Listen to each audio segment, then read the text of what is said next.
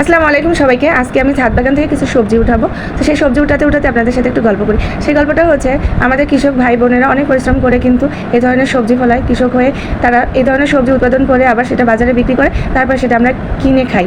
এটা অনেক কষ্টের একটা কাজ, আর আমরা সেটা কিছুটা হলেও বুঝতে পারি যারা এই ধরনের ছাদ বাগান করেন তারা।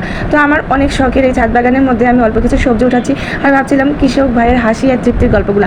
আসলেই তারা আমাদের জন্য অনেক কষ্ট করে রোদ্রে এবং ঘাম ঝরিয়ে আমাদের জন্য সবজি শাক সব কিছু উৎপাদন করে। তো আজকে আমাদের এই শাকসবজিগুলো ছোটো পরিবারের জন্য বেশ অনেক কিছু। তো আমি আমার পরিবারের জন্য যতটুকু দরকার অতটুকুই আমি এখান থেকে কালেকশন করবো, বাড়তি কিছু নিব না, কারণ নিলেই নষ্ট হয়ে যাবে। আর অনেক কষ্ট করে তৈরি করতে হয় এই ধরনের শাকসবজিগুলো। নিয়মিত পানি দিতে হয়, সার দিতে হয়, যত্ন করতে হয়। পোকামাকড় হলে সেগুলোকে কীটনাশকের মতো প্রাকৃতিক কীটনাশক আমি বানিয়ে সেগুলোকে স্প্রে করি।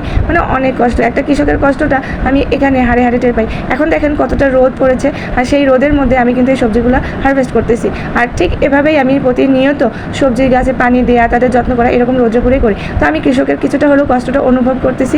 আপনারা যারা আছেন কৃষকদেরকে অনেক সম্মান করবেন এবং তাদের ফলনের সবসময় যে প্রাপ্য টাকাটা সেটাই দেওয়ার চেষ্টা করবেন। হ্যাঁ, একটা কথা আপনাদের সাথে বলতে ভুলে গিয়েছি।